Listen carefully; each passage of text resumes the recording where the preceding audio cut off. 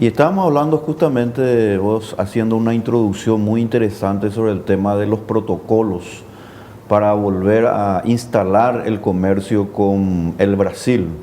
Y hablar de Ciudad del Este, y en concreto del departamento de Alto Paraná, en primer lugar es prácticamente hablar del 25% del Producto Interno Bruto de nuestro país, lo cual, desde luego, no es nada menor y, por supuesto, la economía paraguaya, y más todavía en las condiciones en que se encuentra, requiere de su reanimación, tanto desde el punto de vista del sector privado, desde luego, y también desde el punto de vista del fisco, porque han caído, como todos sabemos, los ingresos del fisco y solamente la economía privada puede volver a surtir esos recursos tan necesarios para cualquier organización, como estábamos diciendo en el primer programa del Estado.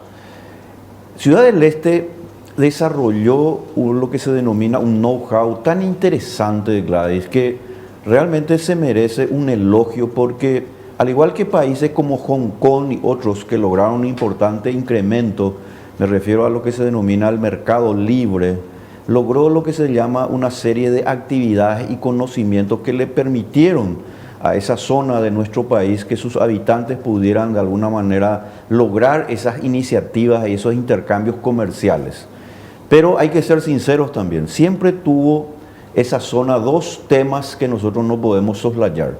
Uno es una cuestión que no está y no es de competencia del Paraguay, pero que sí le afecta, que es la devaluación del real, y también lo hace la Argentina, pero hablemos solamente de la devaluación del real, que lamentablemente los gobiernos, en este caso el gobierno brasileño, apela cuando tiene un problema de déficit fiscal o un déficit comercial.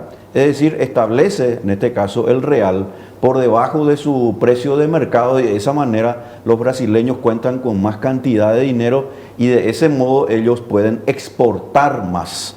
Y al revés, por supuesto, ¿verdad? Como colocan un precio por debajo finalmente del mercado, el dólar se posiciona tan alto que las importaciones al Brasil son menores. Ese es un tema que no está directamente dentro de nuestra competencia como país.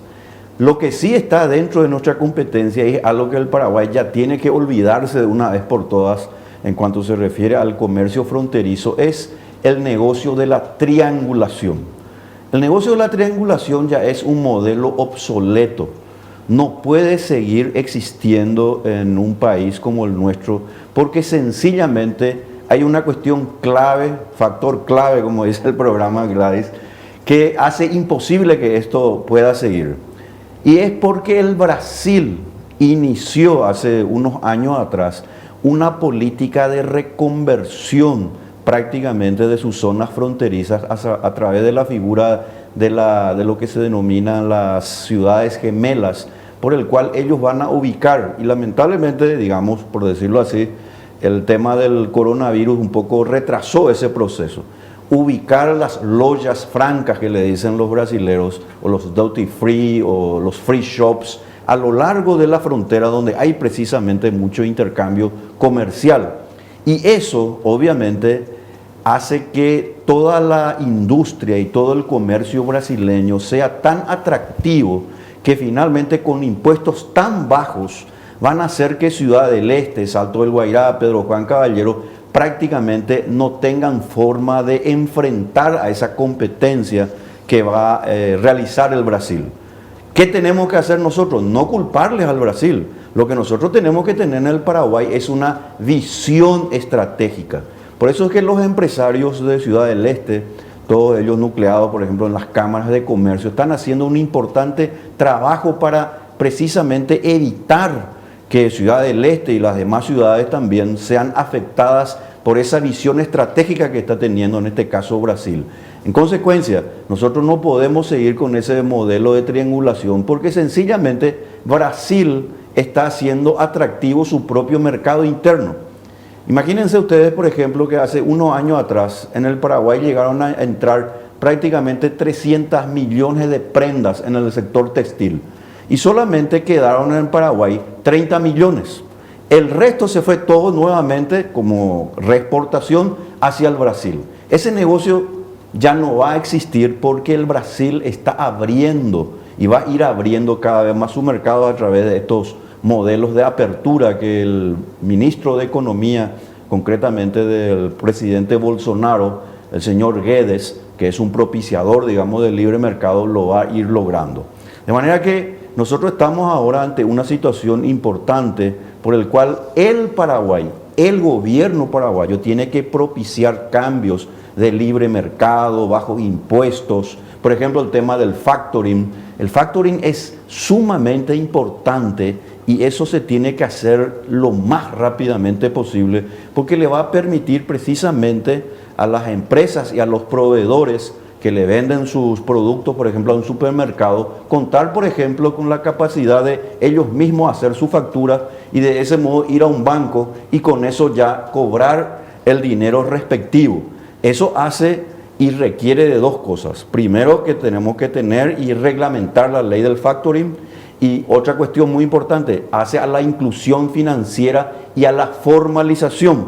Es decir, una persona que le quiera vender, por ejemplo, o le venda a un supermercado como proveedor y en vez de estar con ese dinero, recibir ese dinero a 30, 40 días, él mismo, esa persona, ese microempresario, firma, endosa su propia factura y va a una financiera, a un banco, a una cooperativa, y de esa manera puede volver directamente ya a tener su dinero. Y entonces ahí se solucionan dos cosas, la inclusión financiera y la formalización. En consecuencia, Gladys, aquí para un poco terminar esta parte, porque el tema ciertamente es muy denso, ¿verdad? Y hay muchas cosas por decir. Nosotros estamos ante una situación en la que el Paraguay, como país subdesarrollado, no puede permitirse los lockdowns o el cierre de sus economías. En los países subdesarrollados eso es realmente muy peligroso en términos económicos, porque sencillamente las economías caen tan fuertemente que lamentablemente nosotros no tenemos los recursos como lo tienen los Estados Unidos y Europa para más o menos atajar esa caída. De manera que a la apertura del mercado fronterizo le va a permitir al Paraguay precisamente un poco iniciar otra vez esta movida o esta comercialización de bienes y servicios que tanto se necesita, tanto del sector privado, porque obviamente hay miles de puestos de trabajo involucrados, e igualmente el propio fisco por los recursos que requiere. Así es.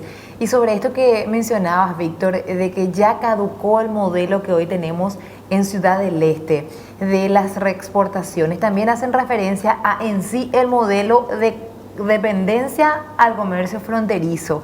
Muchos hablan de la necesidad de convertir la zona en un área industrial, algo que haga que dependamos de nosotros mismos y no solamente de ese comprador extranjero que está, por supuesto, siempre sujeto a lo que se decida en el gobierno de su país. Y no es algo nuevo, no es el coronavirus, es algo que ya se viene con los años acentuando, y hoy tenemos lo de los free shops que ponen también en jaque a la economía de estas zonas. Y la respuesta que dan las autoridades es, bueno, a ver, yo no puedo hacer lo que pretenden algunos comerciantes de frontera, de bajar más mis impuestos en esas zonas, porque esas zonas hoy ya tienen luego un impuesto reducido en comparación a los comerciantes de Asunción, por ejemplo. Entonces, ¿cuál es el paso a dar? No es algo sencillo, evidentemente es algo complejo, sí. Como decías, Víctor, hay que sentarse a planificar algo, no es una decisión que se pueda tomar de la noche a la mañana. Aquí tiene que haber un trabajo de proyección, algo que sea más allá de este gobierno, un plan que sea una política de Estado. Sí, y además hay otra cosa también ahí, Gladys, que es muy interesante. Toda política de industrialización requiere de un previo comercio pujante, porque la industrialización es sencillamente darle valores agregados, digamos, a todas nuestras materias primas y darle, por supuesto, esa pujanza del capital y del trabajo, pero no se puede ir a un proceso de industrialización decretado por el gobierno si no existe primeramente lo que se denomina un comercio libre y muy fuerte. El problema que nosotros tenemos con Ciudad del Este y otras ciudades fronterizas no es solamente que, es cierto, vos tenés razón, Gladys, Paraguay tiene en esta zona sistemas impositivos mucho más atractivos e incluso un costo laboral mucho más bajo que Brasil, por ejemplo. Pero ¿dónde está el inconveniente?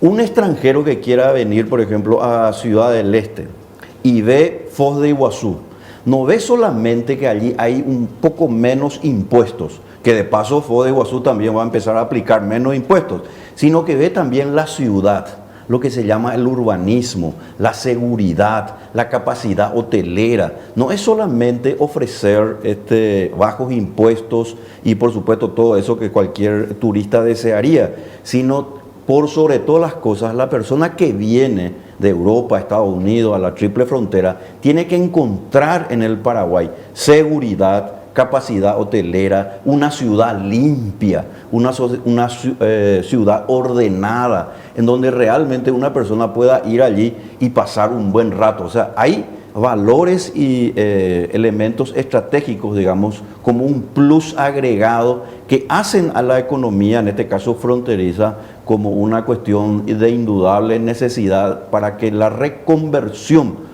del sector fronterizo de nuestro país realmente no se vea opacado y perjudicado por estos nuevos paradigmas que se van a aplicar cada vez más fuerte, en este caso en el Brasil. Claro, y si hablamos de la industria del turismo en particular, de hecho que necesitamos que sean productos turísticos los que estemos ofreciendo. Es decir, no basta con tener una materia prima, ¿verdad? Que quizás tengamos. Basta con que ofrezcamos ese paquete de atractivos que mencionabas, Víctor, y para eso hay que trabajar todavía. Por ejemplo, si hay casinos, por ejemplo, si hay, como vos decís, la ciudad limpia y ordenada, que no sé si el turista... Me recuerdo cuando era Liz Kramer, ministra de Turismo, o en su momento en Senatura estaba al frente y decía, queremos ofrecer, o sería fantástico poder ofrecerle a ese turista que viene de cualquier parte del mundo a ver las cataratas, por ejemplo, y decirle, mira, te ofrecemos un paquete que te incluya una parada en Ciudad del Este, una parada en Asunción. Está cerca, está mucho más cerca, te puedes quedar incluso acá en nuestro país, te va a salir más barato que irte al lado brasileño. Sí. Pero propuestas concretas que pueda realmente dejar ese dinero en nuestro país y que de pronto ahora vemos como ideas separadas, ideas flotando, pero no un plan concreto. Estamos ante la necesidad imperiosa y urgente de hacer esa reconversión en Ciudad del Este, en nuestra zona fronteriza. Para eso necesitamos que el comercio sea todavía más libre, menos impuestos.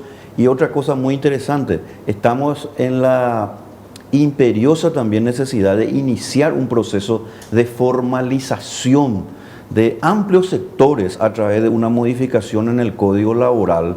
Y sobre todo seguir apelando, por ejemplo, al tema del factoring que habíamos explicado, porque eso le va a permitir a los esteños y a los habitantes de nuestras fronteras ingresar a la formalización y contar con liquidez suficiente en un momento tan difícil como el que tenemos.